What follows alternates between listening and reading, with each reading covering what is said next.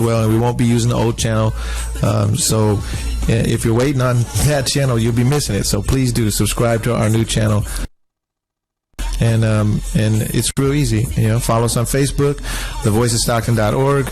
You can find us everywhere. Keep watching us on our live streams. But that's it. We just wanted to break in and tell you that. And let's make Stockton better together. That's right. Make Stockton better together. All right. So you know what? Let's start this track over because this is the best bomb song. And thank you for tuning in. Appreciate you. KXVS, the Voice of Stockton with Donovan and Mr. Details, Dustin Breakwell. This is Governor Don signing off. Hi everyone, this is Dr. Julie Dameron, local veterinarian for over 20 years. I am so excited about my new radio show, Tales and Tips, on Tuesday morning at 10 a.m. on Facebook, YouTube, Voice of Stockton, and KXVS Radio. I will discuss relevant issues affecting animals and pet owners today, how to avoid common problems, and how to extend the quality of life for your cherished companions. As a community advocate, I will also discuss important social issues that affect our city. I plan to showcase organizations and heroes who are doing amazing things to help others. Remember to tune in every Tuesday morning at 10, starting soon.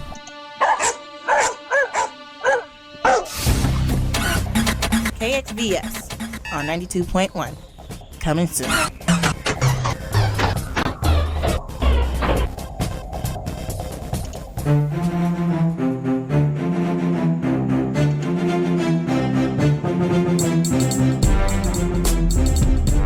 It's Sunday, May 5th, 2017. May 7th. Why am I thinking Cinco de Mayo? 7 de Mayo. This is Politics Panoramic on KXVS Radio. I'm Dustin Breakwell alongside Governor Don Mazewski. And joining us via the Voice of Stockton Skype line, Professor Syrian Villavicencion. Professor, are you there? I'm here, Dustin. It's great to hear you. All right. And guys, how was your week? Real quick, a little banter before we get into some politics news. Yes, how about you, Professor? How was your week? Oh, my week's been great. It's spending time with family, enjoying this wonderful weather, and of course, here in our area, summer made an appearance last week, and it's that time of the season where we don't know we're in spring, whether we're in spring or whether we're in summertime, but enjoying it nonetheless. And it was an interesting week, guys, in politics last week, and I think the biggest thing happened this past Friday. Let's start with that. As the House of Representatives passed the new health care bill, and we saw a lot of praise at the Rose Garden on Friday. High fives. High fives. Fist bumps. Yeah. Gov, what was your first take on this? Let's start with you. I was speechless, but not surprised. This is something that we've been hearing about for a long time, but unfortunately, I guess maybe they're on a big ship and it's taking too long to change course. But it seems like the Republicans legislators have not really picked up on the tea leaves and the signs that their constituents, majority of them, do not want to lose the Affordable Care Act. So. It's kind of, to me, I don't know. It's like evidence of that pandering to the donors as opposed to doing what the base has called you up there to do. So, Professor, what was your thoughts when you saw what happened on Friday? I agree to a certain degree with the governor here. It's I was taken aback by the vote. Actually, I wasn't taken aback by the vote per se. I was taken aback after the vote was taken, and once the bill pushed through, as you know, with 217 votes, with 20 Republicans not voting, what I was surprised was the gathering in the White House and how President Trump ultimately opened the White House to the Republicans to really have a celebration here. I don't know about you, but the last time I checked, of course, me teaching American politics and the legislative process, you need two chambers to pass a bill and not just one. So I thought that celebration was premature, and so that was my initial take on the vote. So here's what the celebration I think was about. We're here on the outside looking in, but inside, the conversations are different. Why would they vote in such a way that's contrary to them? I mean, we have a lot of them coming up for re-election in 2018. Why would they do such a thing? And so here's the backroom stuff. There's this thing called primaries, and we have on the left we got the Bernie-crats threatening to primary the Democrats, who they feel are corporatists, right? This is the same thing on the Republican side. So they're high-fiving because they avoided some primary challenger. They avoided they avoided the guillotine of lack of support. They avoided big money pulling out of their pulling their donations. So that's what the high fives were about. Or what else could it be? What's your take on that, Professor? Great, Governor. It's all politics, right? Yeah. And you're right. Seeing it from the lens of the back door, here, because if you look at party politics, here was the second time that they brought back healthcare for a vote, and if they weren't able to pass it, it would have had major ramifications for the party. And even though President Trump wasn't engaged as to what the policies, how the policies were crafted, and interestingly enough, we know that this particular bill, the second iteration of this bill, was done and negotiated. A lot of it was done behind closed doors. What we do know is that President Trump got on the phone calls and really persuaded members of his political party to vote for this. And looking forward to this bill moving towards the Senate, I really do feel this is what President Trump wanted. He got a victory, at least in the House. I think it's what Speaker Ryan wanted, because now I feel he, in a way, kicked the can to the Senate side, and I think they're really hoping that the Senate here makes the appropriate changes, moving this bill forward. But it's all about perception, and in a way they can check this off their box per se, but clearly this is not the end, and we'll see if this will haunt them in 2018. And I mean, we still haven't gotten to the details of the provisions, and hopefully we can talk a little bit more about that too. Well, one thing we know is they didn't talk very much about it at all. I mean, it was on the floor for 3 hours, and no amendments, anything. It's just like bam, slam dunk. So, and this kind of reminds us of the votes to repeal Obamacare while Obama was still in office. I mean, at least from my perspective, we look at Friday's record headline was House repeals Obamacare, but just like the professor alluded to, there's another branch of the government here at work, and Saturday says we're writing our own bill from the Senate.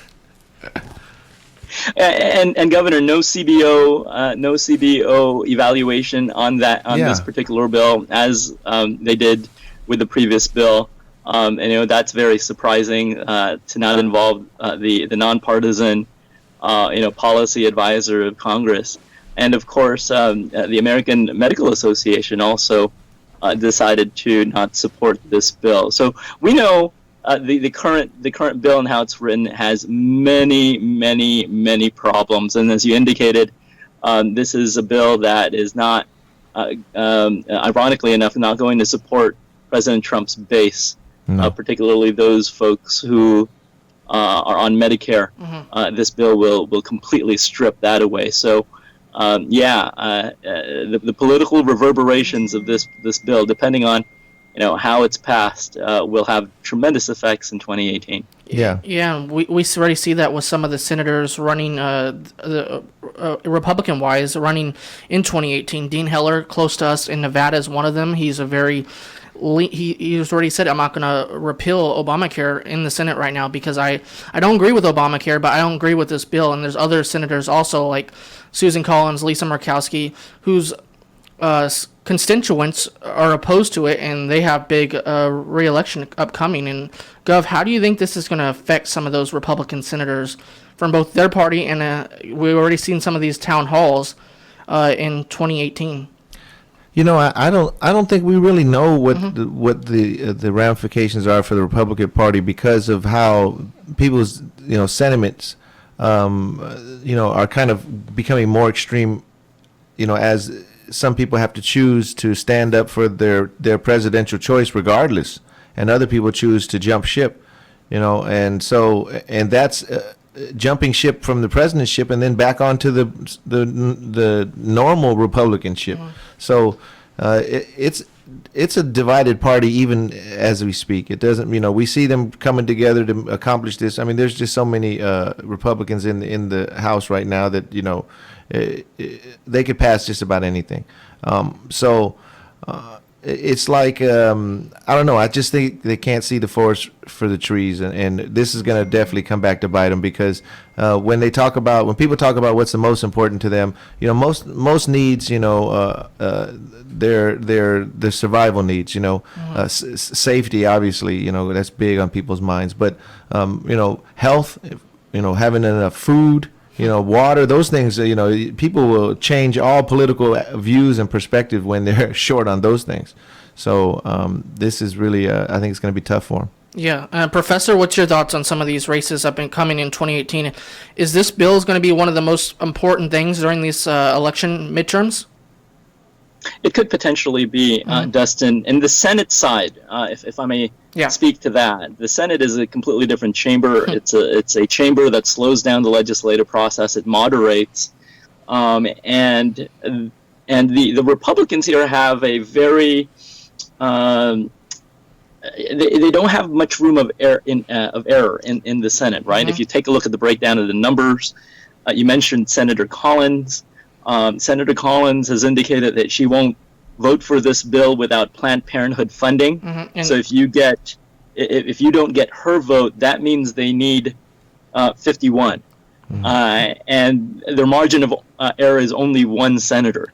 And so, I really do feel, yes, the House version that was passed is bad for the Republicans. Let's see if they'll be able to craft a better policy that will work more right for the American people. So at the Senate side, that's what's going to happen. What we haven't talked about is the governors here, Dustin, because you have a bunch of Republican governors. In fact, 11 GOP governors who expanded Medicare in their state. We have one next door in Brian Sandoval, who doesn't want to see Medicaid removed. You have John Kasich as well of Ohio, and so I think these governors are going to be getting their voice heard, and will be trying to pressure the Senate to craft again a much more viable bill rather than again the House bill that really at the end of the day doesn't promise what the president promised. What did President Trump promise? He said that ultimately he wants a bill that will reduce deductibles, reduce premiums, cover many more people. And again, this bill that's currently written in at least the House version does the exact opposite of that. Yeah, definitely. Like I said, I think this is just a fist bump moment. I mean, we already know there's the other house of other edge of the street that they got to deal with now. But there's this other thing that we've been hearing about on the Democratic side, and not exclusively, but generally, the HR 676, the Medicare for All, which is like it's the Bernie Sanders health care plan. Yeah. Their constituents are putting pressure on them enough to where they've got up to over 100 co-sponsors now, and so. I think that the same thing that's going on the Republican side is going to happen on the Democrat side, where right now we're seeing people kind of like issuing report cards. They're looking at how people are voting, and I think that gone. Maybe those days are past when people forget about those things so easily. Now, we're seeing people kind of really hold on to these voting records. Yeah, we saw recently with healthcare. Also, President Trump had the Prime Minister off Australia in, I believe, New York and New Jersey this weekend, and he basically said, "I like how you guys do healthcare over there." The funny thing is that the way they do healthcare is single-payer healthcare in Australia. So it's kind of all over the maps right now with Trump and healthcare, and also what he's telling the global stage as in Australia. Right. But I mean, Professor, we were talking about HR 676, and the over 100 co-sponsors now. Is that just I don't know? Is it lip service? No. Do they know that it won't ever get passed, or is there something that could happen from this bill, expanded and improved Medicare for All Act? Yeah, Governor, I think this is the Democrats' way of placating their base. The base is demanding this, right. And the base is resisting, and so we know that this is not going to go anywhere. They don't have the majority in either chamber, but this, in a way, can provide cover for them in 2018. And in a way, this is. I think they learned from the Republicans, right? Because remember when Obamacare was passed, all that the Republicans did was ultimately say that they wanted to repeal it, but they never provided a replacement. And so therefore, back in 2010 and really onwards, they became known as the party of no. Right. And here, I think the Democrats now are now the minority party. They now find themselves where the Republicans were a few years ago. But I think they want to change how not just their base, but the American electorate sees them. Not as a party of no, but here coming with resisting, but having an alternative. And of course, I don't know how viable an alternative. Clearly, this is much more of the liberal progressive take on healthcare, and that's of course having single payer, but at least they have something to offer, which again I think the Republicans didn't have a few years ago. So shows me that they're learning, and shows me that they're willing to meet their base and be responsive to their base, which is a good thing. Yeah, it looks like they're pulling one out of the Republican playbook here, and maybe the same thing will happen in 4 years. They how many times did they vote to repeal Obamacare? 50 plus, or I don't know. It was an insane amount of times, and it's like 57, going nowhere each one. Well, maybe, but now look, here they are. It's on the floor now. It's in the Senate. So is this like a what's that? The little engine that could? Is it? I think I can, and finally it happens. Yeah, and this isn't over yet for this bill, and it's gonna. Even this weekend, there was another town hall, one in Idaho, which got headlines overnight, basically because Idaho Republican Raul Labrador, excuse me if I butchered that name, was at a town hall, and constituents were asking him about the healthcare bill, and he basically said nobody dies comment over like healthcare, basically. So it's gone viral, and some of these town halls aren't going to get.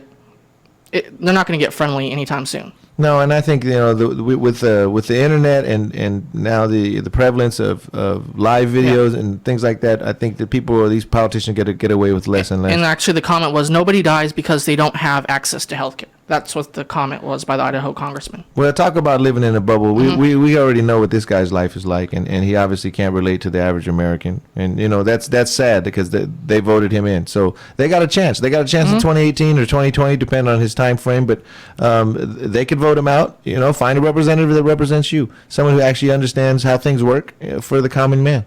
Yep, and okay, I think we talked a little bit about healthcare. Now let's move on to some other comments Donald Trump made this week, because we see a lot of comments Donald Trump makes. One of them was he embraced Andrew Jackson, the president of the United States, former president. And Gov, I know when I brought this up to you, it made you think a little bit, because Andrew Jackson's time as president was controversial. Yeah, like Donald Trump's. More than controversial. I mean, this guy here. he's kind of a Trump kind of guy. I can't deny that. You know, he was a gambler. He was known for having, you know, being he's a duelist. You know, a duelist. You don't know about that, Dustin, and none of us nowadays do. But there was a time when people settled their differences by going out into the street and drawing their guns, and whoever walked away was right. And you know, that was his kind of thing. Obviously, a slave owner. I mean, this is a part of the legacy he's known for. And but that's not the worst of it. And for me, you know, when they talk about his leadership, we're hearing direct correlations to the presidential actions that would lead up to what's known as the Trail of Tears, where the thousands of Native Americans died along the way while they were being moved forcibly from their home, which was actually against a Supreme Court decision. So this is an Andrew Jackson that Trump is celebrating, the kind of guy who would go against the Supreme Court, push a bunch of people out into the cold for them to freeze to death, and polio blankets and all those kind of all those nightmare situations that we see in you know, historical depictions. That's the president that Donald Trump is holding up. So it's very telling. It's very telling. Professor, what did you make of Donald embracing basically Andrew Jackson? You can embrace Andrew Jackson. I know that his advisor, I guess not so close advisor anymore, Steve Bannon, was supposedly, allegedly, with the person who, in a way, tried to share with the president that here was a president to emulate. So I'm not surprised that he likes Andrew Jackson, and he wants to be seen like an Andrew Jackson. What really boggled my mind was the assertion that he made that, you know, Andrew Jackson could have, you know, averted the Civil War, and didn't just boggle my mind, but I'm sure a bunch of historians, particularly those who teach U.S. history, how this could possibly happen. And, you know, he threw out a hypothetical there, and I don't see, at least speaking for historians, how Andrew Jackson could have done that. There was 8 presidents between him and Lincoln, and yes, he was a strong unionist. He ultimately ultimately backed federal law in terms of instituting or implementing tariffs at the time, which got him into a dispute with his vice president Calhoun in South Carolina. This led, of course, to the Nullification Acts. So yes, he was a strong unionist, but really you can't. I don't think you can put him in a situation where he would have been able to avert or stop the Civil War. There were a lot of factors that led to the Civil War, and I don't think Andrew Jackson would have been able to stop that. Governor mentioned that he was a slave owner. Yeah. And again, let's not discount. Why focus on Andrew Jackson? To me, the president should have focused on Abraham Lincoln. Completely different president. We know Lincoln was Lincoln was a completely different president. He was not a Jacksonian Democrat. He ultimately was a president that was of course the founder of the Republican Party, but used reason.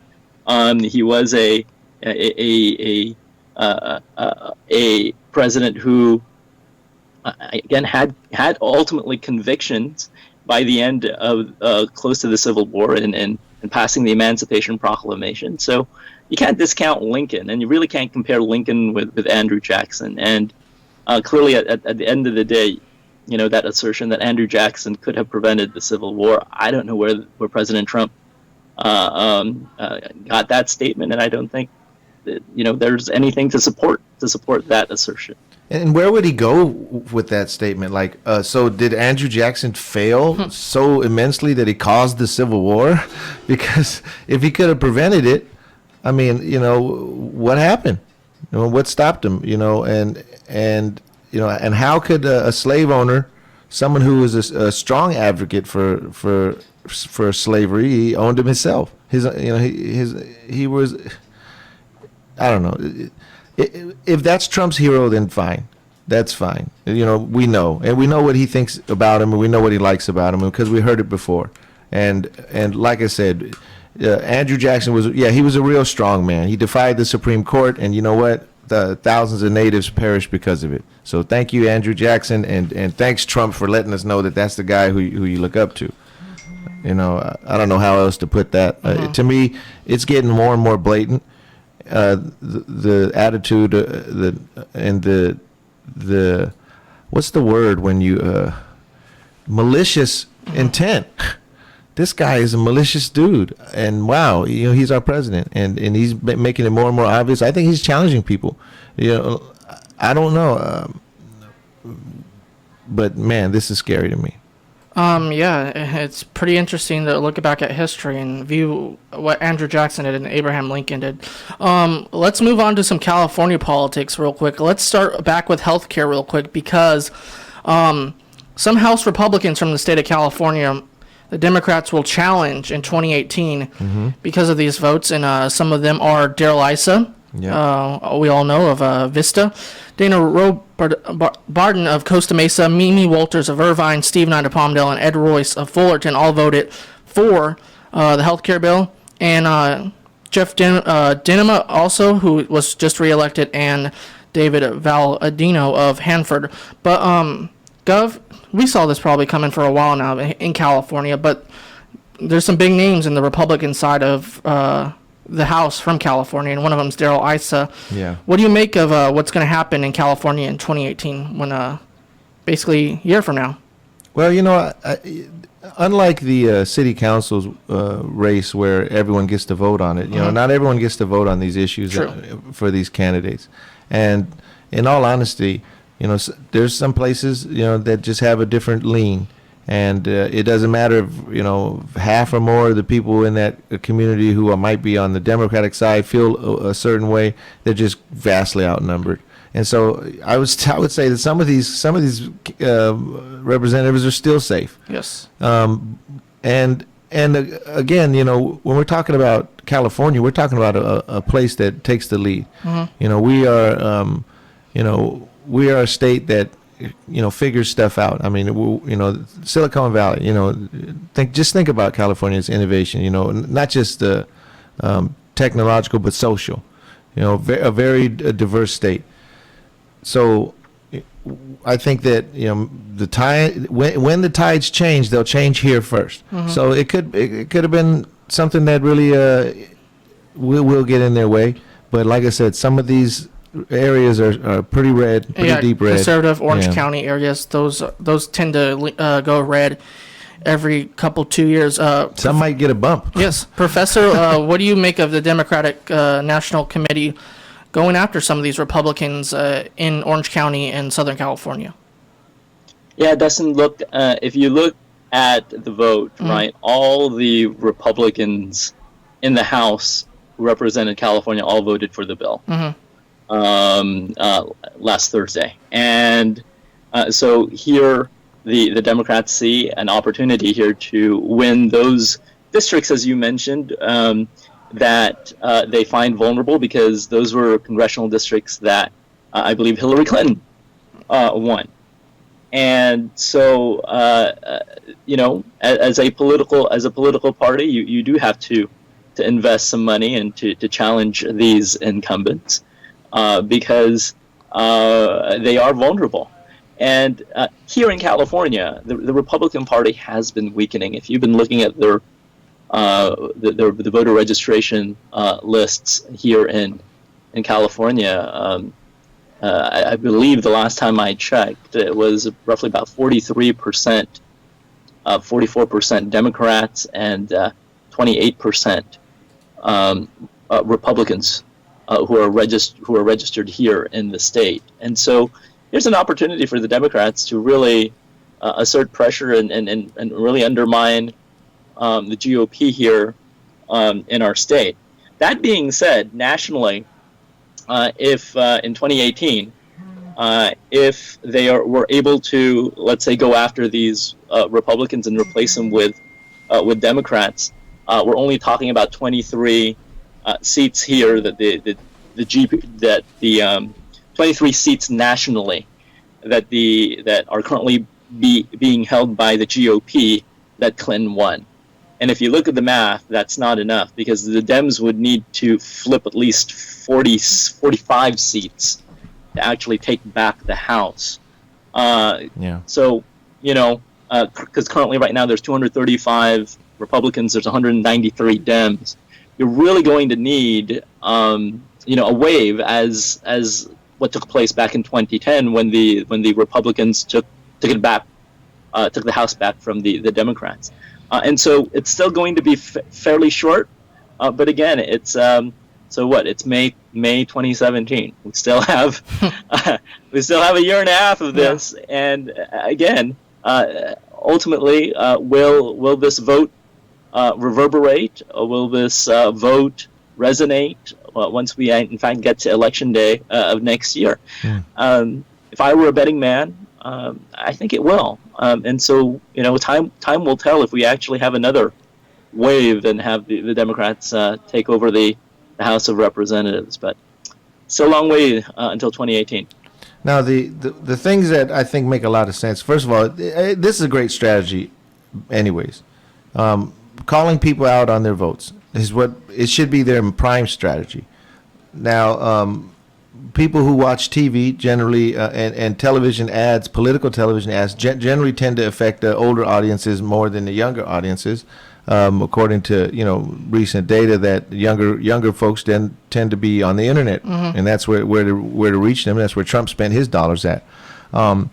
So that kind of makes sense, because healthcare is an issue that young people tend to care less about than older Americans.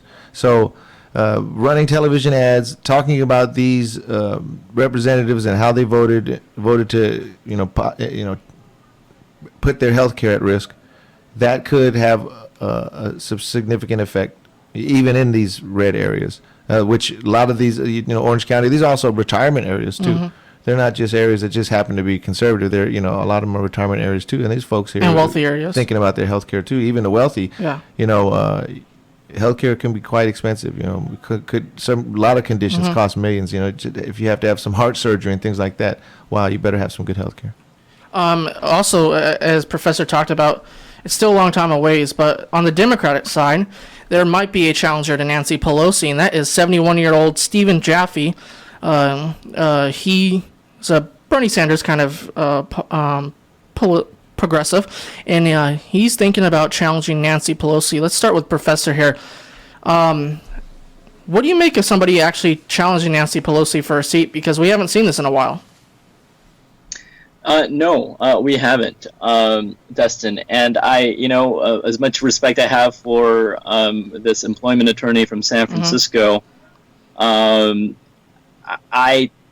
don't believe he has a chance to upend the minority leader. Pelosi is a prolific fundraiser. She is so well known in San Francisco. She has, of course, the name recognition. And so, I don't see another Eric Cantor episode here that's going to happen on the Democratic side.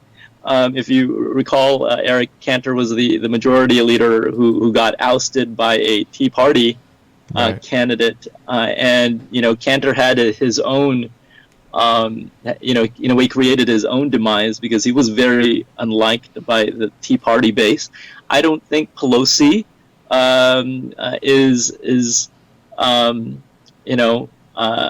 don't think Nancy Pelosi is as hated, and I think that may be even the wrong word, because I think for the most part, liberals, Democrats, progressives have a very positive view, I think, of Nancy Pelosi. And I don't see this particular candidate to be able to upend her, given that Pelosi has won over 80% of her district in several of these election cycles. And so, yes, Jaffe may be this staunch Bernie supporter. He definitely is trying to cater to those Bernie folks. He supports universal health care. He supports, again, removing corporate money from politics. But I think the fact is, I don't think Nancy Pelosi is that vulnerable, and because of that, I don't think he'll have the ability here to upend her here in 2018. Gov? We got this. There. Sorry. Action. That was great. That was great. Yeah, we had the sound cut out in one ear, and that's how we bring it back. So yeah, I think that the Democrats are. I think they're in trouble. I think the establishment Democrats are in trouble. I can't disagree with the professor's analysis, and yes, that's accurate. But even so, her favorability is not so great. She's despised more though outside her zone. Like if you ask all Americans what they thought about Nancy Pelosi, then you'll get a low favorability rating. But then when you zone into her area, her district, of course, then it flip flops. But here's what I'm really being kind of sidetracked by is that this movement in the Democratic Party to run progressive candidates, and some people, most of America, think of Nancy Pelosi as the quintessential progressive, but in the Democratic Party, there's this new wave of people who feel like that is the corporate side of the Democratic Party, and so there's this purge that I think is going to happen. I think this backlash from Bernie Sanders running for president, really, when we talk about hacking the election or stealing the election, we talked about this last week, how, Democrats very quickly want to call our attention to Russia. And we found out that was actually in a strategy meeting right after she lost the election. And that they wanted to push the Russian narrative. So here we are, thinking about that. Well, this is what's on mainstream media, that it could be Russia, but on that alternative media and on the internet, what they're saying is the DNC hacked the election, and we're hearing a lot of talk about that. And so Justice Democrats and Our Revolution and Brand New Congress, those are like the new progressive spin-offs, Bernie-inspired spin-offs. And they are all pledging to run primary challengers. So, yeah, maybe Pelosi has hers because she is very popular. She's done a lot for San Francisco. That was time during the earthquake and all these. I mean, she's been there for a long time. But these Democrats really got to watch they got to watch their tail, because these super progressives are coming after them, and they're all on Bernie platform, small donations. That's like their main thing, is that they can't have corporate donors. So Democrats got to watch out in the primaries. And you want to rebuttal real quick, Professor, on that? Yeah, that's I agree with Governor here. I believe, I will tell you right now, being an insider, I will tell you I'm a delegate to the California State Democratic Convention, and this is the same conversations, of course, that we're having. This divide, and it is a real divide between establishment Democrats, you would say the Clinton/Obama Democrats, versus the new, very energized Bernie Democrats here. And so we know, again, I'm going to point to, of course, the election of Tom Perez as the new, DNC chair. There you saw the establishment, in a way, reassert itself. That being said, I would pay close attention here, Governor, and maybe we'll be able to talk about this after the convention here in about 2 to 3 weeks. There is a very heated race here for California Democratic Party chair. I don't know if you're familiar with this. The establishment candidate is Eric Bauman. He's from Southern California. Has had tremendous experience here working with the establishment Democrats, and leading the party. And he has some victories here. If you look at the state of California and you look what the Democratic Party has done here in this state, it has solidified the hold of Democrats in this state. But Yeah. here is the new challenger, and it's an African American woman by the name, very young, in fact, by the name of Kimberly Ellis. Kimberly Ellis, yeah. And she's the young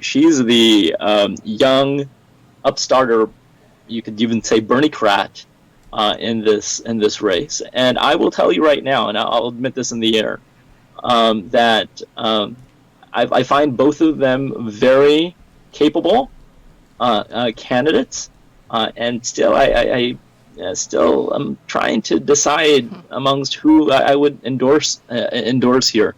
But I think they're both capable, and I think they have different visions for California. But I think, Governor, you're absolutely right. Whoever we elect here in California, and I think this is an important election here for state Democratic chair. Democrats will be looking to our state to lead. Right. Wherever California goes, we go, and at least the state of the Democratic Party, and in preparation for 2018 and subsequently our next presidential election in 2020, our state will make a very important impact. Yeah. And so watch that race. Maybe we'll be able to talk about it. Whoever wins that. No doubt. State party chair race. And Politics Panoramic and KXVS, The Voice Stockton, will be at the Democratic state convention, in about 2 weeks, May 19th and 20th, and also the 21st too. But we'll be there for the first 2 days at least. Stay the Facebook and other outlets we have for those updates. Oh yeah, definitely. We'll be broadcasting live whenever chance we get. 2 final things before we go today. French have a new president. Emmanuel Macron defeats Mary. Excuse me, I'm trying to think of her last name. Le Pen. Le Pen. Thank you, Professor. Real quick, let's get your both reaction. There was reports of hacking once again from Russia, but what do you think of the centrists actually winning in France earlier this morning? Professor, with you. This is a major victory. This is a major victory for globalism. This is a major victory for the European Union. It goes on the heels, of course, of the previous election that we were watching a few months ago in the Netherlands, where ultimately they also elected not their right-wing populists, but they elected their moderate. And here in France, I think this is a resounding victory for the establishment in this case, and I think this may be this definitely. Let me choose my words more closely. I was going to say this may be the beginning of the end of right-wing populism here, in the spread of right-wing populism. But again, I'm not going to discount that. But this is a major victory for the European Union, as I said, and in a way holds the EU for now, and in a way stops the push for leaving the European Union, such as what the UK did. But this is good. I think this is in my opinion a victory for like I said, globalism, for immigration, for integration, for economic liberalism, and so this is going to be I think an important step here for future elections to try to, in a way, undermine right-wing populism. So there's my thoughts. Gov? Yeah, and it's funny that we would be celebrating the establishment candidates overseas and decrying them here in the States. But in this case, we're talking about rejecting the ultra right wing shift that overtook Europe during the World Wars, and I'm really actually surprised that it even got that close. As far as the opinion of the shift, that the public opinions that are so far right, it wasn't that long ago, when France was overtaken by fascists, and so I think this is a good thing. It was a resounding victory. the people of France have spoken loud and clear. It was overwhelming, so it wasn't such a close race, unless I got my numbers wrong. But I think that that's a good sign. I would say, of course, we think of globalism and things like that as negatives as far as how they might affect our economy. But, as far as the rejecting of the radical right, racism, xenophobia, things like that, this is a great thing for Europe and for France. And the final thing on Politics Panoramic for this week is Sally Yates is going to testify tomorrow about some of the stuff she's warned the Trump administration about before she was let go by the Trump administration. Professor, what should we expect tomorrow from Sally Yates?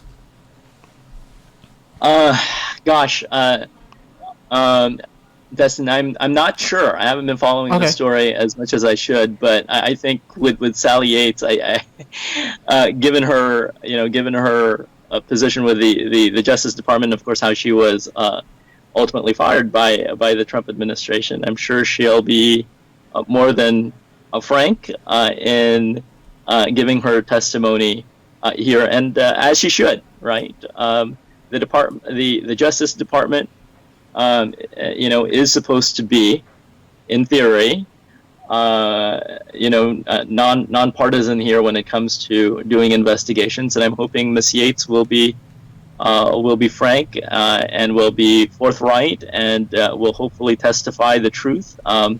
And again here make the arguments that's based on the Constitution and make sure that the truth comes out. So it'll be interesting, definitely tomorrow. Gov? Yeah, it's about time. We already saw James Comey last week. Yeah, it's about time. It is about time Sally Yates gets to testify.